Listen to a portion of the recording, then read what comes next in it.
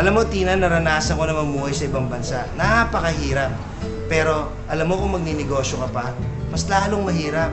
Kaya mga kasambahay, abangan niyo po ang panibagong storya na magbibigay sa inyo ng inspirasyon sa buhay. Ako si Jonathan Silvestre. At itutuloy po natin ang nabiti nating usapan pagdating sa pagpaparehistro ng inyong kooperatiba. Ako si Tina Marasigan. Dito lang sa Inspirational Business Program na may public service, na bida sa negosyo, At bida sa pag-asenso, Bidang Pinoy!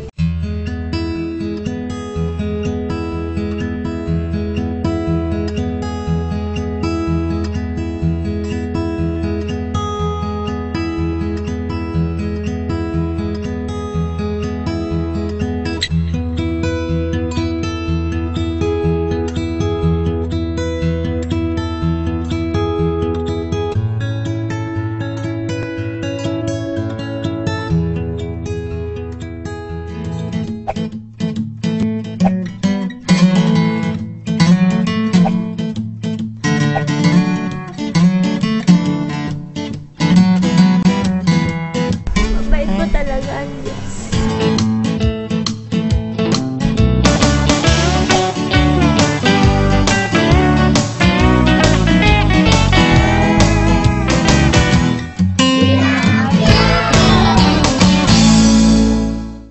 Alam mo, Jonathan, kakaiba yung storya ng bidang Pinoy natin ngayon. Kasi alam mo ba, maraming beses siyang niloko yung mga tauhan niya. Pero still, willing pa rin siyang magbigay ng tiwala dito sa panibagong negosyo na tinayo niya. Di lang yan pagdating sa pagtulong sa pakikipagkapwa-tao, bukas ang kanyang palad.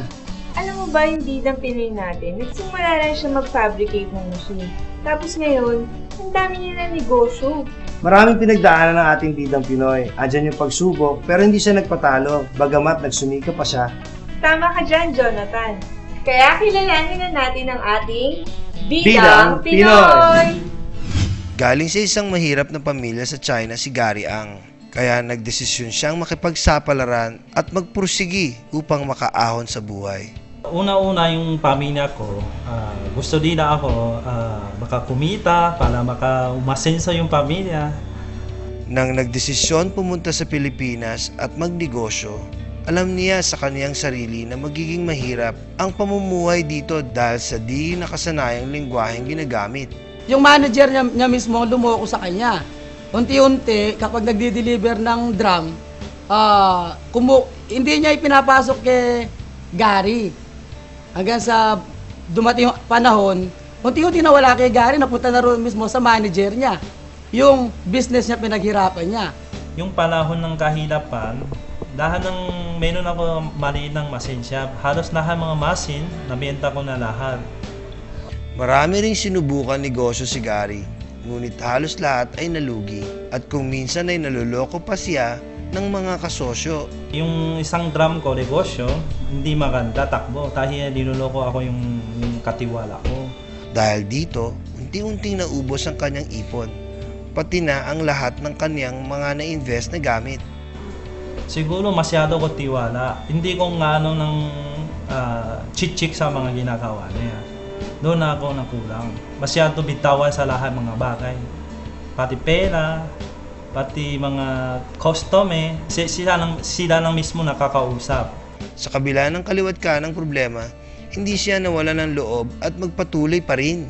Hanggang sa isang blessing in disguise ang dumating sa kanyang buhay. Yung isang tao na hindi ko kakilala, may napakilala sa akin.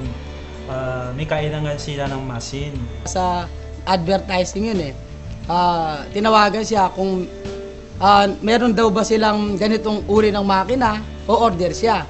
Meron naman siyang ganun Si Gary Ang kasi, kahit wala, basta in-order sa kanya, meron. Ginagawa niya ng diskarte yun. Kahit wala. Tapos tsaka siya ngayon gagawa ng paraan, siya sa kukuha.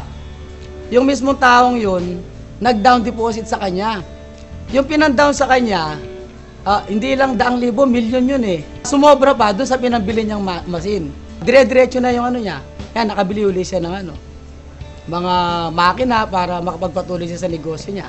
Kahit umasenso na ang pamumuhay ng ating bidang Pinoy, hindi pa din niya nakakalimutan ang kanyang pinanggalingan at patuloy pa rin sa pagtulong sa kapwa. Una-una, parang makatulong sa pamilya rin, di ba?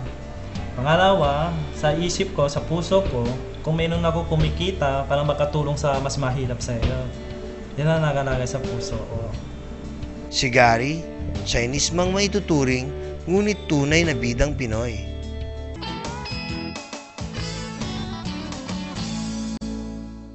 Susunod sa Bidang Pinoy. Abangan mamaya ang payong pangnegosyo ni Mr. Gary Asido At ituturo na ang tamang pagpaparehistro sa CDA.